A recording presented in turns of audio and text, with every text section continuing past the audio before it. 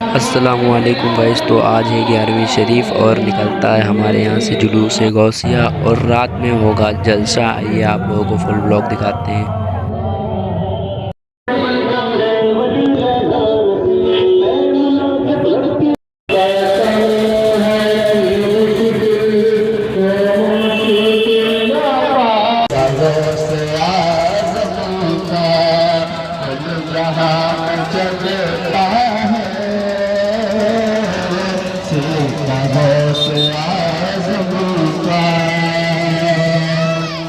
اور مرد زندہ ہوں ان کے اشارے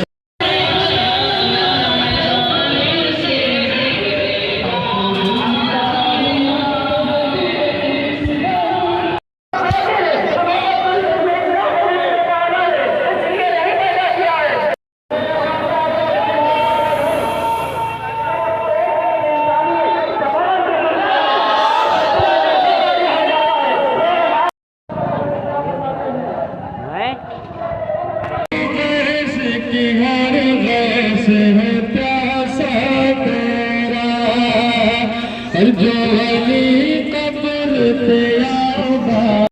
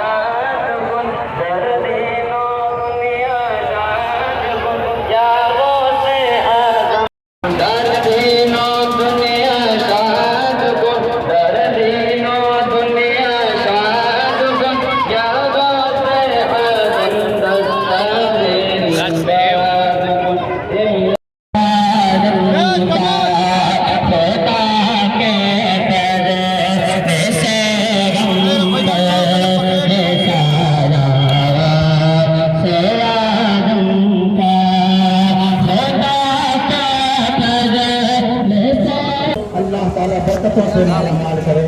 السلام علیکم۔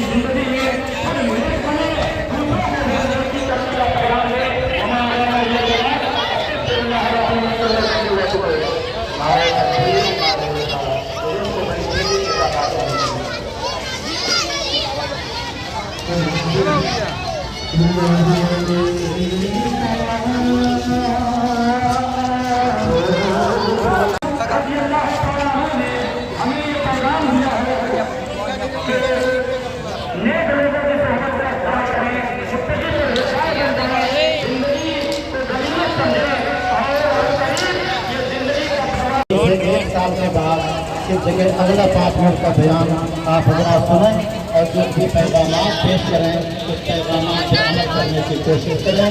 اللہ تعالیٰ کا شکر ہے غوث اعظم کے دیوانوں میں ایسے ایسے لوگ ہیں جو غوث اعظم کی تعلیمات کو عام کرنے کا کام کرتے ہیں. آپ کے سامنے حضرت مولانا مفتی معراج القادری امجدی صاحب کو محترم سامعین کرام السلام علیکم ورحمۃ اللہ وبرکاتہ. الحمد للہ رب العالمین والصلاة والسلام علی سید المرسلین وعلی آلہ وصحبہ اور ہم اپنے سیاہ دار گناہگار ہیں لیکن میرے حضور کی کرم فرمائے دیکھیں شعر فرماتا ہے یہ احساس ہے مجھ کو میں ہوں کمینہ یہ احساس ہے مجھ کو میں ہوں کمینہ حضور آپ چاہیں تو آؤں مدینہ یہ احساس ہے مجھ کو میں ہوں کمینہ حضور آپ چاہیں تو آؤ مدینہ حضور آپ چاہیں تو آؤ مدینہ گناہوں کے دلدل میں ہوں میں بسا مدینہ بلا لیجیے مدینہ بلا لیجیے میں دیکھوں روزہ اللہ کو جانے دیکھوں روزہ دیکھوں جانے بلا لیجیے مجھ کو سرکار آلے میں دیکھوں روزہ میں دیکھوں جانے بلا لیجیے مجھ کو سرکار آلے کہاں جا بھلا مدینہ بلا لیجیے مدینہ بلا لیجیے زہرا کے بابا تمہیں التجا مدینہ بلا لیجیے دکھا دیا دکھا دیا مدینہ کیسی بستی ہے جہاں پر رات دن مولا تیری رحمت برستی ہے. سنا ہے آپ ہر عاشق کے گھر تشریف لاتے ہیں میرے گھر میں وہیں بغداد جاتے ہیں غوث اعظم بلاتے ہیں سبحان اللہ جلوس غوثیہ اہل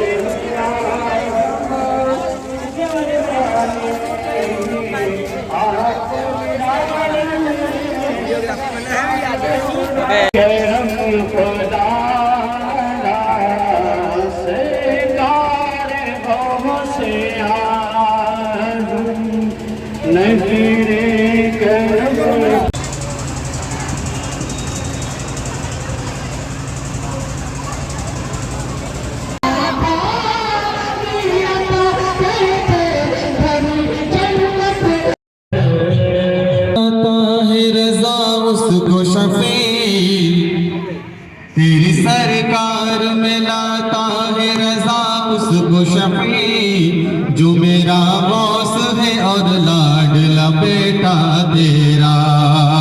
مل کے پڑھیں صلی اللہ علیہ وسلم یا رسول اللہ वसल्लम अलैका या हबीब अल्लाह। सुन्नत पाक के चर्चा पेश कराऊंगा, ऐसा फरमाएं। यहाँ पर जो मदीना शरीफ जाना चाहता अपना हाथ उठाकर कहते या रसूल अल्लाह। जो जाना चाहता सिर्फ वही बोलेगा, कहते या रसूल अल्लाह। अब अपने हाथों को हवा में रखकर साथ सदा लगाएंगे कि ए मेरे आका,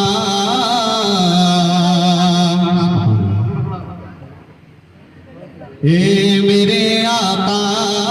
अपने हाथों को परचम बना के जो जाना चाहता है, ए मेरे आका, ए मेरे आका, ए मेरे आका, ए मेरे आका, ए मेरे आका, ए मेरे आका, ए मेरे आका, ए मेरे आका, बुला लो ना ए मेरे आका, ए मेरे आका, ए मेरे आका, ए मेरे आका, ए मेरे आका, ए मेरे आका, ए मेरे आका, ए मेरे आका। मेरी हसरत मेरी चाहत, मेरी हसरत मेरी चाहत मिटा देते तो अच्छा था। मेरी हसरत मेरी चाहत मिटा देते तो अच्छा था। मेरी हसरत मेरी चाहत मिटा देते तो अच्छा था। मेरी हसरत मेरी चाहत मिटा देते तो अच्छा था। मुझे आका, मुझे आका, मुझे आका मदीने में बुला लेते तो अच्छा था। मेरे आका, मेरे आका, मेरे आका, मेरे आका। चले जाना तो जाता अपने हाथ अगर बोले मेरे आका, मेरे आका, मेरे आका, मेरे आका।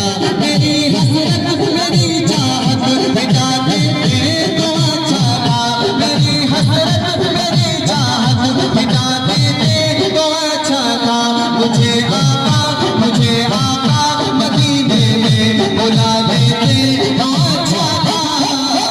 मेरे आका, मेरे आका, मेरे आका, मेरे आका। पूरा मन के दे सुभान अल्लाह, बदल करके दे या रसूल अल्लाह। एक आशिक रसूल की तरफ से वो क्या कहता है कि वही जीते वही मरते, वही जीते वही रहते, वही मर जाते देते। वही जीते वही मरते, वही मर जाते देते। वही रहते वही मरते, वही मर जाते देते। वही रहते वही मरते, वही मर जाते देते। वही रहते वही मरते, वही मर जाते देते। अगर बेवा, अगर बेवा, अगर बेवा के घर अपना बना देते तो अच्छा था। मेरे आका, मेरे आका, मेरे आका, मेरे आका,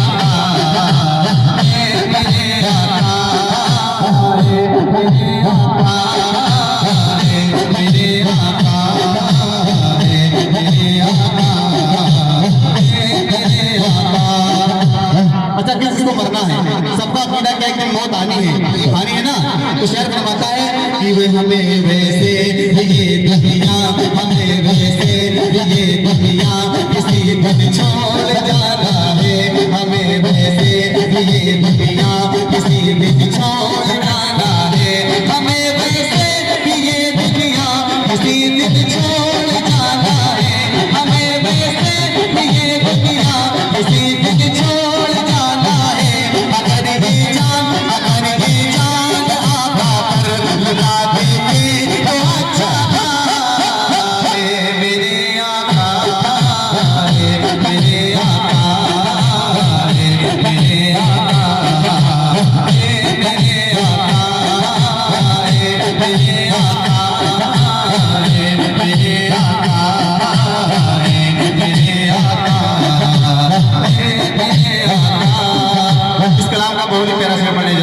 بہار کا کہتے یا رسول اللہ یا رسول اور بچہ کہتے یا حسین یا حسین یقیناً قبر میں دیدار ہوگا آپ آنے کے یقیناً قبر میں دیدار ہوگا آپ آنے کے یقیناً قبر میں دیدار ہوگا آپ آنے کے یقیناً قبر میں دیدار ہوگا آپ آنے کے کسی دن خواب میں جلوہ دکھا دیں گے اچھا تھا میرے آقا میرے آقا میرے آقا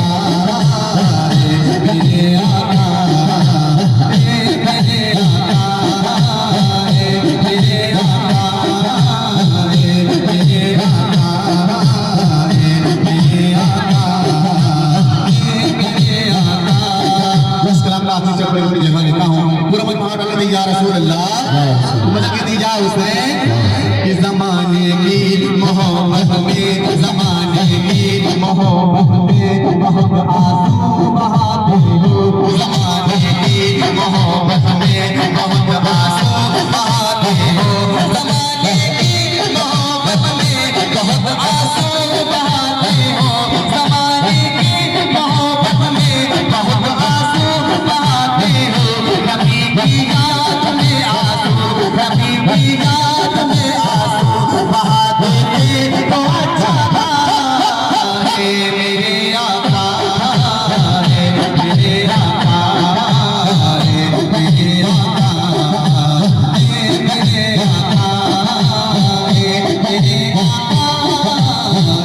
میرے آقا میرے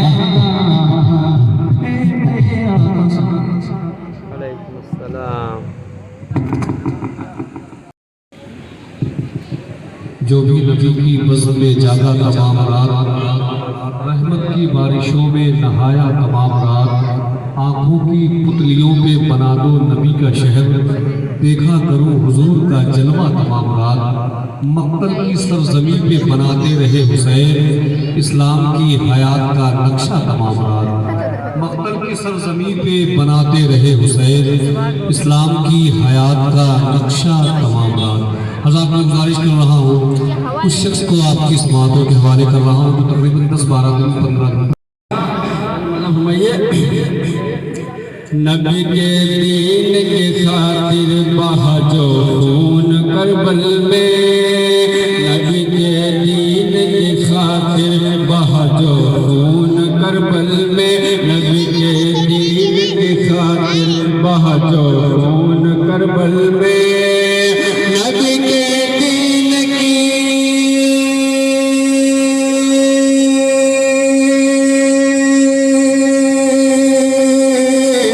نبی کے دین کی خاطر بہا جو خون کربل میں نبی کے دین کی خاطر بہا جو خون کربل میں اسی خون حسینی سے ہے رشتہ غوث اعظم کا اسی خون حسینی سے ہے رشتہ غوث اعظم کا اسی خون حسینی سے ہے رشتہ غوث اعظم کا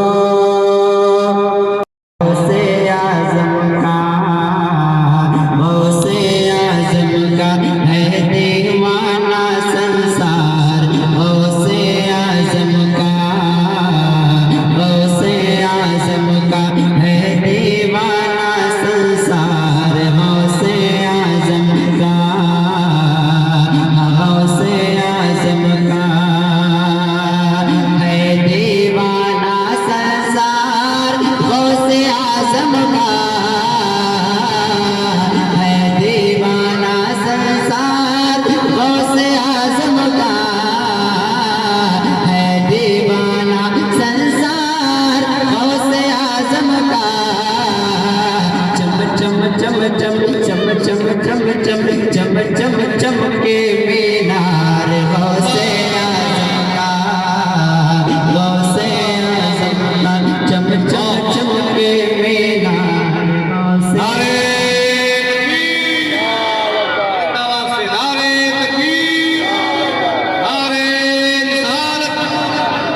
سرکار غوث اعظم مسلک اعلیٰ حضرت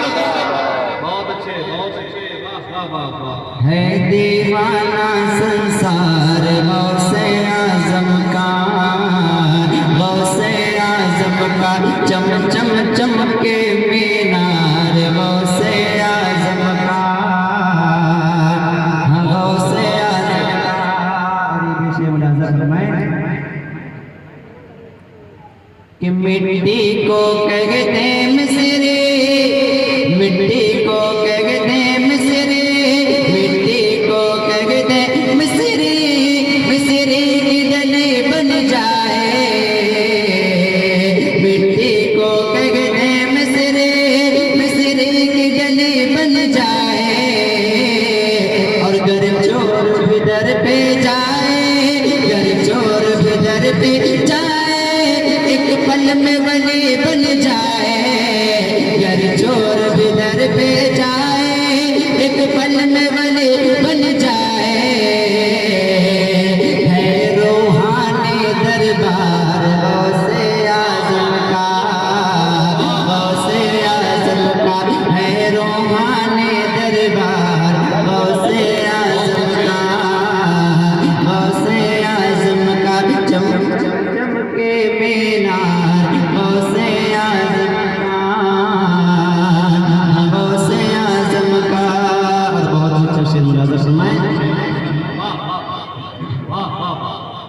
کیا دبے جس پہ حمایت کا ہو پنجا تیرا، کیا دبے جس پہ حمایت کا ہو پنجا تیرا، شیر کو خطرے میں لاتا نہیں ہوتا تیرا، ہر سوچے لانے جھنڈے، ہر سوچے لانے جھنڈے، وہ باڑ دیا ہے جس نے، ہر سوچے لانے جھنڈے، وہ باڑ دیا ہے جس نے، اور ایک شیر ببر کو پل میں، ایک شیر ببر کو پل میں، ایک شیر ببر کو پل میں ہی پھاڑ دیا ہے جس نے، ایک شیر ببر کو پل میں ہی پھاڑ دیا ہے جس نے، وہ کتا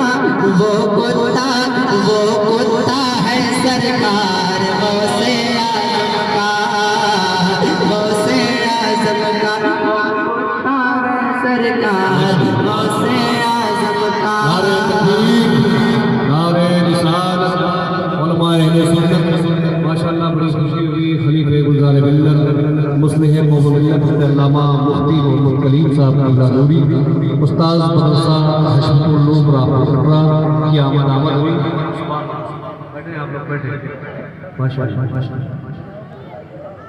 وہ کتا ہے سرکار غوث اعظم کا،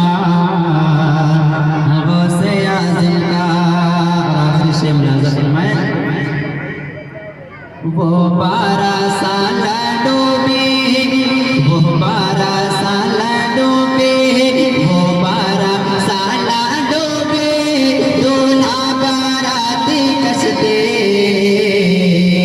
وہ 12 سال ڈوبی، دولہا باراتی کشتی، اور ایک بڑھیا کے رونے پر، ایک بڑھیا کے رونے پر، ایک بڑھیا کے رونے پر حضرت نے ترائی کشتی، وہ 12 سال ڈوبے دولہا بارات کشتی، ایک بڑھیا کے رونے پر، ایک بڑھیا کے رونے پر حضرت نے ترائی کشتی، کیا خوب بٹا ہے پیار غوث اعظم کا، غوث اعظم کا کیا خوب بٹا ہے پیار غوث اعظم کا، غوث اعظم کا ہے دیوانہ سنسار غوث اعظم کا، غوث اعظم کا چم چم چم کے مینار، چم چم چم کے مینار۔ حصول علم کے لیے بغداد جا رہے تھے تو راستے میں ان کے قافلے والوں کو ڈاکوؤں نے گھیر لیا. باری باری ڈاکوؤں نے سب کے سامان لوٹ لیے، سب کی جیبیں خالی کروا لی، سب کا اسباب لے لیا. جب آپ کے پاس ایک ڈاکو پہنچا تو اس نے پوچھا کہ صاحبزادے آپ کے پاس بھی کچھ ہے؟ آپ نے فرمایا کہ ہاں ہمارے پاس 40 اشرفیاں ہیں. ڈاکو نے سمجھا کہ یہ بچہ بڑا شوق ہے، من چلا ہے، یہ دل لگی کر رہا ہے، ہو سکتا ہے کہ مذاق کر رہا ہو. سنا اور نظر انداز کر دیا. دوسرا آیا، اس نے پوچھا، تیسرے نے پوچھا، ہر کسی کو یہی جواب دیتے رہے، کیونکہ ان کے ذہن میں یہ تھا کہ چھوٹے سے بچے کے پاس 40 اشرفیاں کہاں سے آئیں گے، اور اگر ہوتی تو نظر آتی، دکھتی کہیں دکھ بھی نہیں رہی. جب پورے قافلے والوں کو لوٹ کر کے ڈاکو فارغ ہوئے تو ڈاکوؤں کے سردار نے کہا کہ بھائی کسی کے پاس کچھ چھوٹ تو نہیں گیا ہے؟ ایسا تو نہیں ہے کہ کوئی شخص چھپ گیا ہو اور اس کے پاس مال ہو، روپیہ پیسہ ہو اور وہ جو ہے بچا کر کے اسے بچا کے لے کے چلا جائے؟ تو اس کے جو شاگرد تھے، اس کے جو چیلے چاپڑ تھے، کہا نہیں کوئی نہیں رہ گیا، لیکن ایک بچہ ہے جس کے پاس ہم 2-3 لوگ گئے ہیں اور اس کا یہ جواب رہا. ڈاکو کے سردار نے کہا کہ ہمیں بھی اس کے پاس لے چلو. لے جایا گیا تو ڈاکو کے سردار نے آپ سے پوچھا کہ بیٹے آپ کے پاس کچھ ہے؟ کہا ہاں ہمارے پاس 40 اشرفیاں ہیں. کہاں ہے؟ کہا کہ ہماری صدری میں بغل کے نیچے سلی ہوئی. جب سیون ادھیڑی گئی تو ان ڈاکوؤں کی آنکھیں پھٹی کی پھٹی رہ گئی، وہ ہکا بکا رہ گئے. یہ 40 اشرفیاں اس انداز سے اس بچے کی صدری میں سلی ہوئی تھی، اگر یہ چاہتا تو یہ چھپا سکتا تھا، ان کی یہ حفاظت کر سکتا تھا، انہیں یہ بچا سکتا تھا. آخر اس نے ایسا کیوں نہیں کیا؟ جب ڈاکو کے سردار نے آپ سے پوچھا کہ تم اگر اسے چاہتے تو بچا سکتے تھے، تم نے انہیں بچایا کیوں نہیں؟ تم جو ہے صاف کوئی سے کام کیوں لیے؟ تم نے صاف کیوں بیان کر دیا؟ تو آپ نے فرمایا کہ میں ان 40 اشرفیوں کے لیے اپنی ماں سے کیے ہوئے وعدے کو نہیں توڑ سکتا. مطلب یہ ہے جب میں گھر سے نکلا تھا، جب میں آ رہا گھر سے نکل کے سفر پر روانہ ہوا تھا، تو میری والدہ نے مجھ سے ایک وعدہ لیا تھا کہ بیٹا عبد القادر کوئی بھی موقع ہے، کسی بھی حال میں رہنا، جھوٹ نہ بولنا. اگر میں ان کو چھپانا چھپاتا تو مجھے جھوٹ بولنا پڑتا. اے ڈاکو کے سردار سن لے، میں یہ 40 اشرفیاں قربان تو کر سکتا ہوں، لیکن ماں سے کیے ہوئے وعدے کو نہیں توڑ سکتا. آپ محسوس کریں، ڈاکو کے سردار نے جب آپ کی یہ حقانی گفتگو سنی تو وہ متاثر ہوئے بغیر نہ رہ سکا، اور اس کی آنکھوں میں آنسو آ گئے، اس پر خوف خدا طاری ہو گیا. کہنے لگا کہ میں تو بڑا مجرم ہوں، یہ چھوٹا سا بچہ اپنی ماں سے کیے ہوئے وعدے کا اس قدر پاس و لحاظ رکھ رہا ہے، اور میں کیسا مجرم و پاپی اور بدبخت انسان ہوں کہ اپنے خالق و مالک سے کیے ہوئے وعدے کی کوئی پرواہ ہی نہیں، اس کی کوئی فکر ہی نہیں. ڈاکوؤں کے سردار نے کہا بیٹے تم بڑے خوش نصیب ہو، تم بڑے جو ہے بلند ہو، تم بڑے بلند رتبہ ہو. آپ اپنا ہاتھ بڑھاؤ، ہم آپ کے ہاتھ پر اپنے گناہوں سے اور اس ڈاکہ زنی کے عمل سے توبہ کرنا چاہتے ہیں. ڈاکوؤں کے سردار نے جب توبہ کا ارادہ کیا تو اس کے تحت رہ کر کے ڈاکہ زنی کا کام کرنے والے ڈاکو بھی اس کے ساتھ تائب ہو گئے. اور روایت میں آتا ہے کہ وہ ڈاکہ زنی سے تائب ہو کر کے عبادت و ریاضت میں ایسے مصروف ہوئے کہ وہ مومن کامل اور ولی کامل بن گئے۔ سرکار غوث اعظم کے ایک عمل سے ڈاکوؤں کو ڈاکہ زنی سے توبہ نصیب ہو گئی۔ آپ ذرا محسوس کریں اور اندازہ لگائیں، جائزہ لیں اور اپنا محاسبہ کریں کہ آج ہم سرکار غوث اعظم سے محبت کا دم بڑھتے ہیں، ان کی غلامی کے دعوے کرتے ہیں، کیا ہماری زبان سے صرف سچ ہی ادا ہوتا ہے؟ کیا ہم جھوٹ سے پرہیز کر پاتے ہیں؟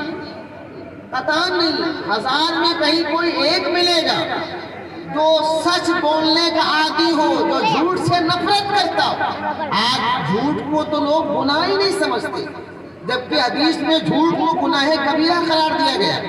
اگر کوئی ایک بار بھی جھوٹ بولے تو اس جھوٹ کا گناہ اس وقت تک نہیں معاف ہوتا ہے جب تک بندہ اس سے توبہ نہ کر لے۔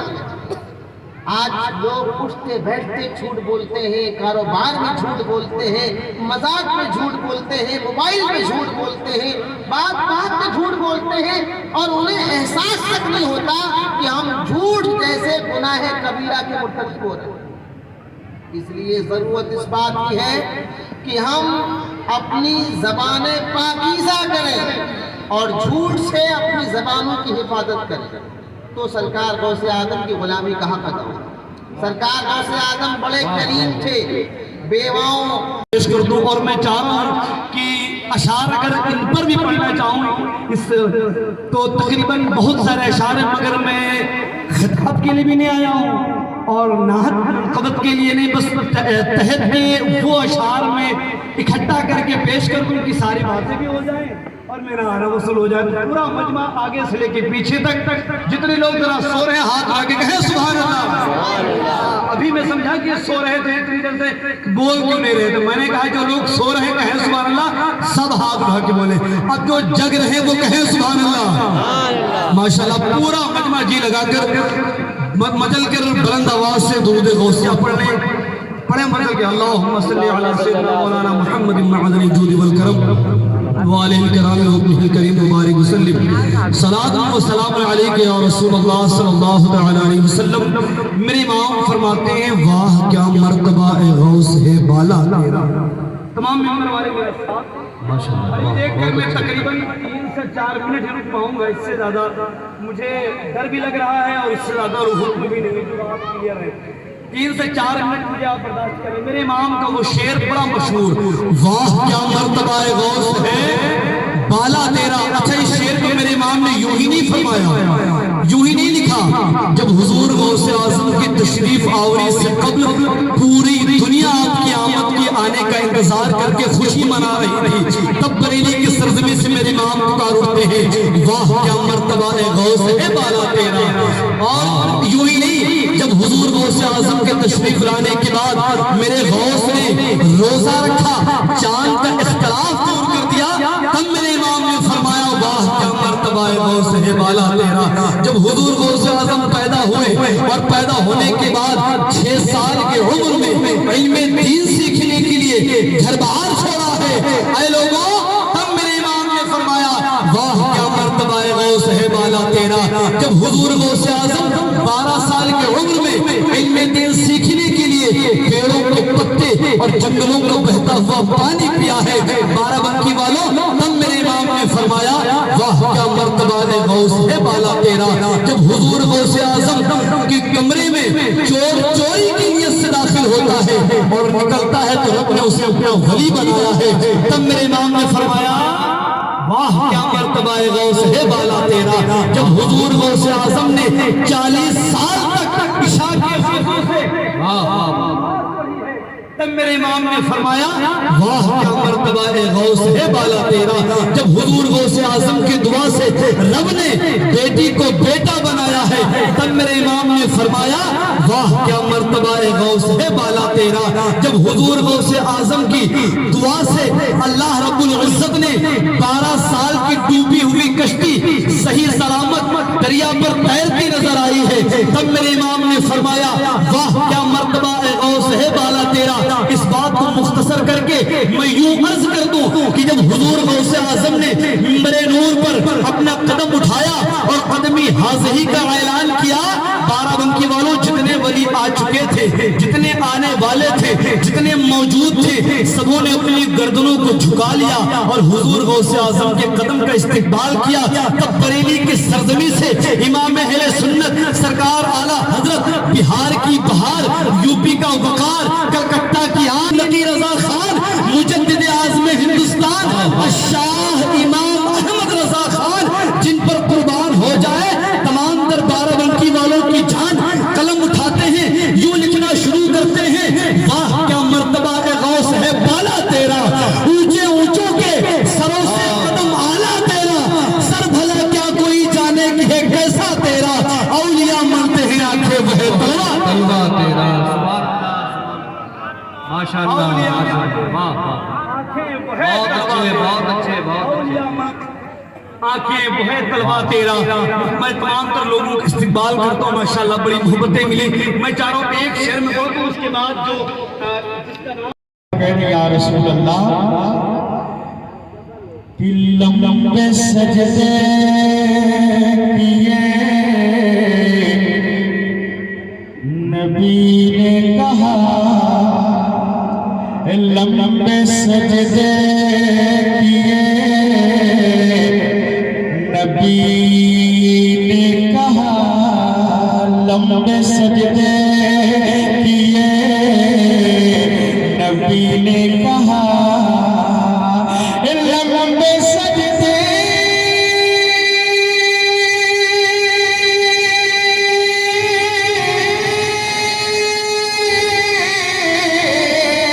لمبے سجدے نبی نے کہا،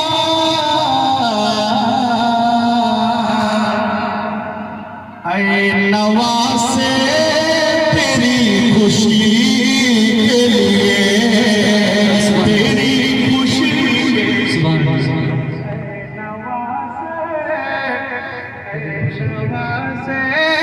تیری خوشی کے لیے، تیری خوشی کے لیے، اور چاند سورج بھی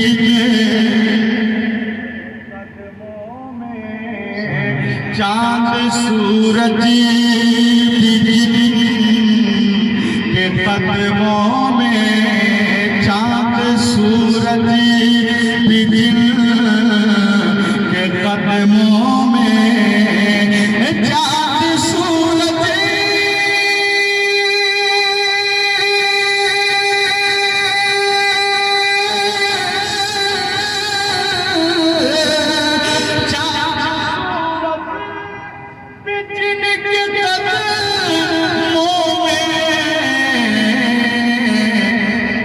روز آتے روشنی کے لیے۔ دستے کرم جماعت پر، اب جماعت بنا کر ہاتھ اٹھا کر زور سے بولو سبحان اللہ۔ اللہ کا دستے کرم جماعت پر ہے، مگر یاد رکھنا اس جماعت پر نہیں ہے،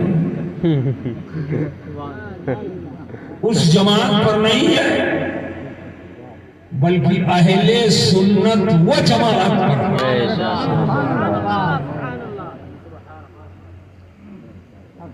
تو جب جماعت پر اللہ کا دست کرم ہے، کوئی ضروری نہیں اکیلے کہو قبول ہو جائے، کوئی ضروری نہیں فرادہ فرادہ کہو قبول ہو جائے، مگر ہر 40 سنی مسلمان میں کوئی نہ کوئی اللہ کا محبوب بندہ ہوتا ہے، کوئی نہ کوئی اللہ کا محبوب بندہ ہوتا ہے۔ تو جب سب مل کر اور جماعت کے ساتھ اکٹھا ہو کر جب رحمتوں کے طلبگار ہو جائیں گے تو ہم گنہگار ہیں، مجھے نہ ملے نہ ملے، دعا قبول ہو نہ قبول ہو نہ قبول ہو، لیکن اس ایک اللہ کے محبوب بندے کے ساتھ میں رہو گے تو تو جب اللہ اس کی حاضری کو قبول فرمائے گا تو اس کے صدقے میں گنہگاروں کی بھی حاضری قبول ہوگی.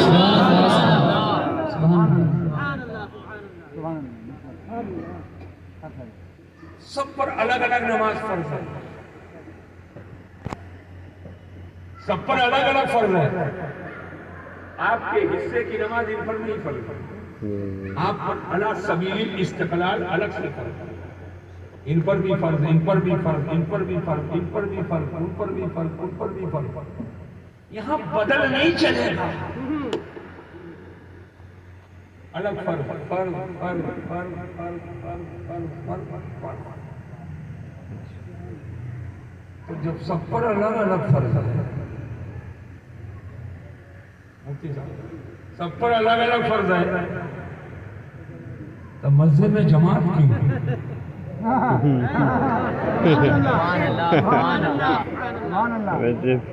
سب پر الگ الگ فرض ہے تو جماعت کیوں؟ پڑھ لو ید اللہ علی الجماعۃ, اللہ کا دست کرم جماعت پر ہے. توجہ کیجیے گا. اور وہ بھی امام ایک فرض سب پر پڑھے, امام سب رہے چپ تاکہ شان اتباع ظاہر ہو. آج جو وحدت کی بات کر رہے ہیں اور یہاں بات کر امام بھی پڑھے مقتدی بھی پڑھے, امام بھی پڑھے مقتدی بھی پڑھے, وہ بھی الحمدللہ مقتدی بھی الحمدللہ. قرأت خلف امام کی بات کر رہا ہوں تو شان اتباع کہاں گئی؟ ہم حنفی ہیں, امام پڑھے تو قرأت الامام قرأت المقتدی, امام کا پڑھنا یہ مقتدی کا پڑھنا ہے. شان اتحاد بھی ہے اور شان اتباع بھی ہے. سبحان اللہ, سبحان اللہ, اللہ اکبر, یا رسول اللہ, زندہ باد, زندہ باد, زندہ باد, اللہ اکبر, یا رسول اللہ. ادھر ادھر ہو کر نہ بیٹھے ہوتے تو اتنی بات کا کرتا ہی نہیں, اپنا آگے بڑھ گیا. اے لڑکے موبائل, میں فوٹو پھاٹا والا آدمی نہیں ہوں.